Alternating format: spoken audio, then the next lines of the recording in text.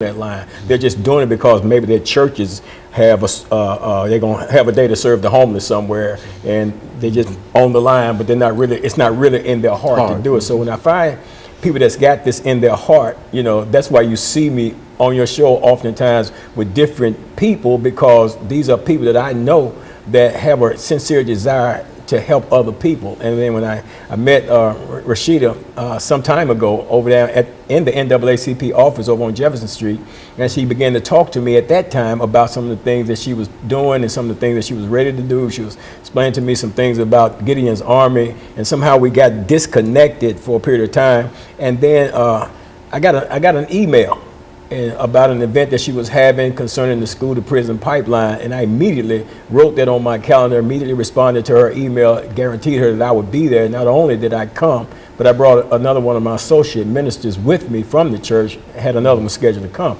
So I'm genuinely concerned with what they're concerned about. Very good. And of course, we're going to take our first commercial break, and then we'll have Ms. Hughes to give us some information during the second segment. And we'll be back with our audience following this very, very short commercial break.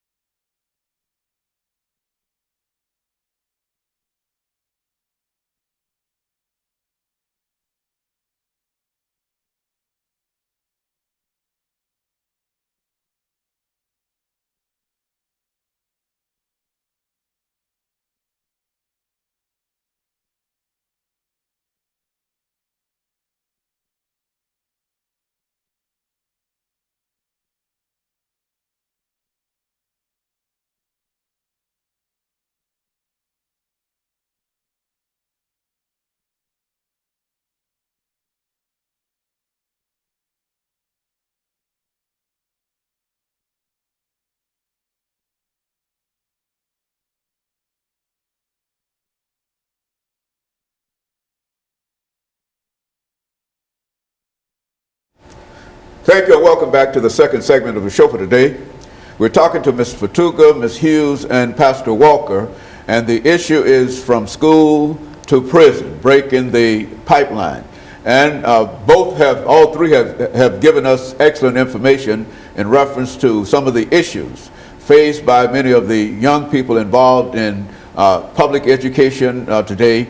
And I think that, Ms. Hughes, you can give us some information about your background and your education and what you think about this whole idea of going from prison to, from school to prison. Let's talk about it from that perspective. Okay, my name is Michelle Hughes, and I am a senior in high school, but the road to actually be a senior has not always been easy. I have always been faced with conflicts and obstacles to get over, and let's just say the school system has not made it easy for me.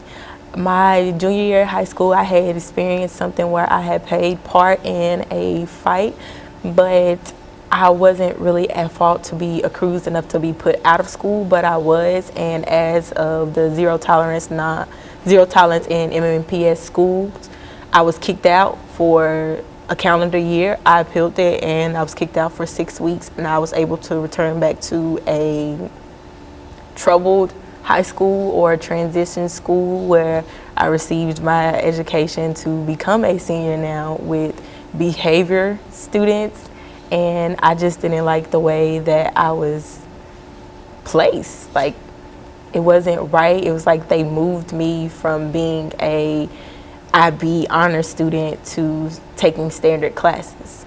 Do you find, Ms. Fatuga, her story familiar in terms of these transitional schools and transitional kind of situation? And say something in reference to that.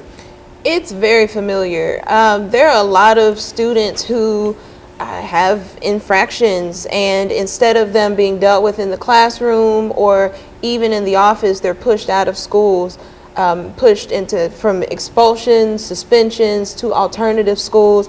I do know that Metro Public Schools is working on their alternative school program, and I want to acknowledge the work that they are doing and the support that they've even given to Gideon's Army as we get out in the community and do the work. However, right now there is an issue, and it's a national issue. It's not just Metro Public Schools, it's not just the state of Tennessee, but nationally there's an issue with zero tolerance where our students are being pushed out for a lot of reasons that are ridiculous, and they are not consistent across race. They're not consistent across the school districts, even across schools, even as it's dealt with from teacher to teacher. What the research does say is that kids are funneled out of the classroom and into the office at an unfair rate. And once they get to the office, it's pretty consistent how they're suspended and expelled. However, we know that this definitely affects Black children, especially Black males, more than any other demographic. And that's when you control for behavior, for socioeconomic status. So it doesn't necessarily matter what they've done or what their economic status is. It's still very racially biased, and it's not necessarily white teachers doing this to Black children. It's just an issue where our boys are being funneled out of the school. In this case, Mashirka was caught up in that same system, which is unfortunate. Like she said, she was an IB student. I was involved at that time. I looked through the accounts that other students had written where they said she did not do it, or she tried to stop the fight, that it had nothing to do with her, and still they wanted to suspend her for a calendar year, and she would have been suspended for a calendar year had we not appealed it. And even with the appeal, we got a 6 weeks, and I think we really should have taken it to one more level, but you know, that's parental decision. Do you find that that is general, the suspension for that period of time, for a calendar year, and how detrimental from your own experiences can that be to a student? Suspending a student for any amount of time, expulsions, it's proven to be ineffective. Research says it is the most ineffective form of discipline in schools, and yet it's the most widely used. And we've known that since, I think, one of the first studies was done by the Children's Defense Fund in 1975. So we've known this for a long time, but you know, resistance to change from the system, even resistance to change from the community, because it's what we're familiar with. So a lot of times we say, well, these kids are bad. We need to just get rid of the kids who are causing trouble. But people don't look at things from a systemic perspective, understanding that everybody is functioning within this system the way the system is designed. And so we really have to take apart what's going wrong in this machine, so that everybody and everything functions, so that our young people, all of our young people, not just the Black students, not just the white students, but so that everyone is successful. And so, Pastor Walker, looking at from your own experiences, how would you assess some of the things that are happening to our young men, especially? Because I think that while certainly Ms. Hughes' example is what happened to a female, but what about some of the young men that are caught up in the same kind of transitional kind of suspension kind of thing? Dr. Haney, I would imagine that it's happening in even greater numbers when it comes to the young males. I think they have the greatest incidences. I don't have the stats on that of being kicked out of school. You know, they call them expulsion. I call them kicked out. You know, because when I got kicked out of school, I was kicked out of the school system. I had no chance to go get an education. As a matter of fact, I went into the military, went into the Navy, and ended up with a GED through OIC after I got out of the Navy. Those were options that were available to me then. You know, you throw a child out of school now, the options are limited, the peer pressures are there, then they get caught up in gangs and all kind of different other things. And that's the whole design of the system, to funnel them out of the school system into a negative setting somewhere away from the school system. You run into a lot of young Black males, especially through my time going in and out of the prison system. I'm constantly out River Bend prison. You're gonna run into a lot of young Black males that can't read, can't write. And one of the reasons for it is because they're not being taught while they're in school, because maybe you got a behavior issue that nobody cares to have enough compassion and concern to deal with and address. So as soon as a child gets in any kind of trouble, then zero tolerance kicks in. You get rid of the so-called bad apple. So now this so-called bad apple is in society with a mindset that says, I don't care because you didn't care for me. And that's what we're instilling in our youth when we do that type of stuff. When it comes to Ms. Hughes, it's becoming dear to my heart, because I have a granddaughter that's about to graduate from high school, and perhaps she didn't go through a lot of the things and experience some of the things that she experienced. And there are a lot of people with that mindset that says, well, it doesn't affect me and mine and let them deal with it. But you can't have that mindset, because if it's affecting her, then it's affecting all of us. Very and good. all of us should be involved and come to, Very good. And let's take this second commercial break, and we'll be back with our audience following this very, very short commercial break.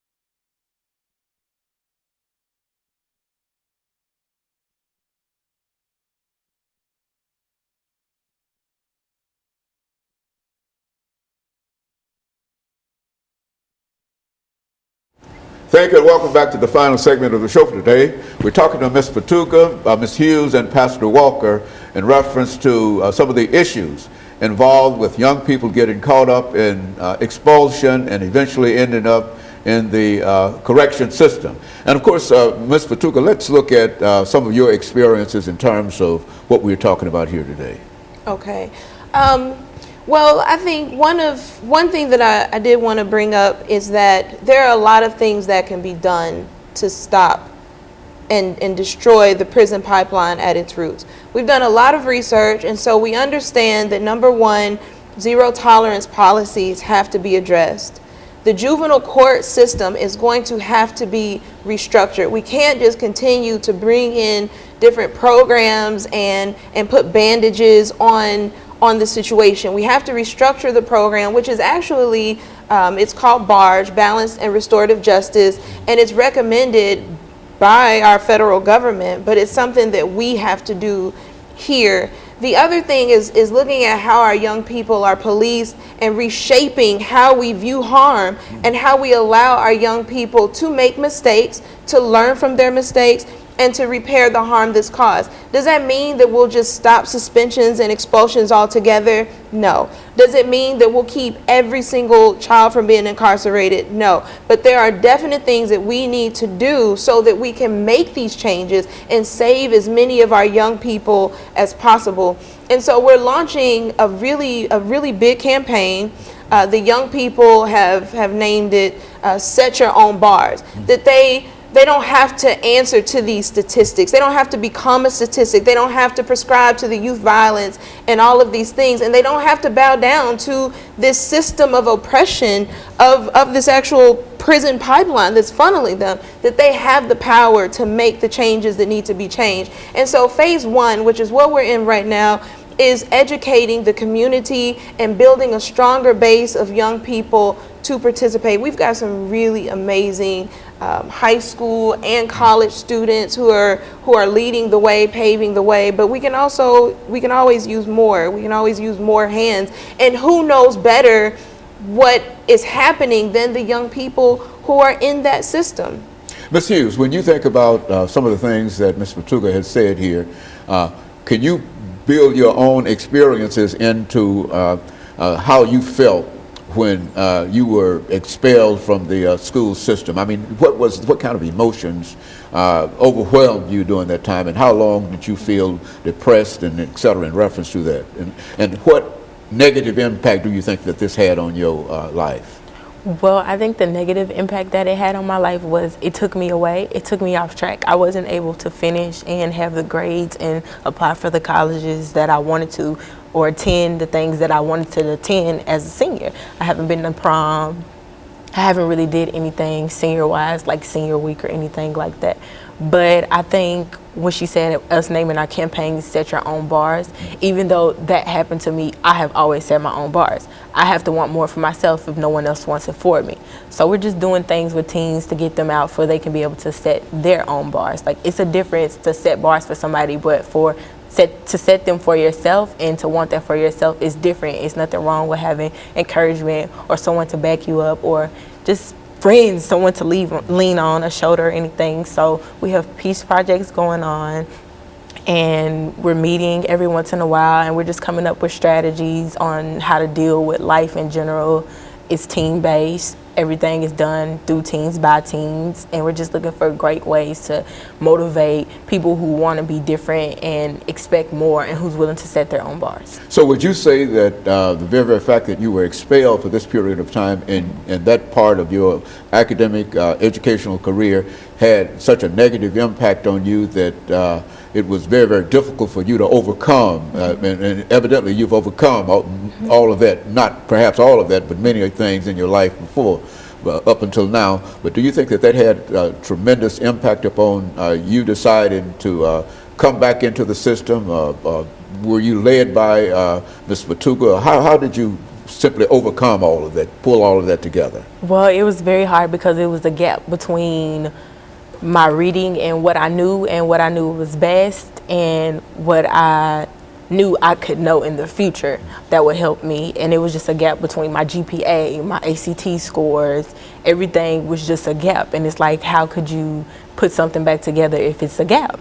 So just coming back to school, it was difficult, but I knew it had to be done, because if I don't have my high school diploma, how would I manage to get a great job in the future, or go to college if I want to do that, or even receive a higher paying job?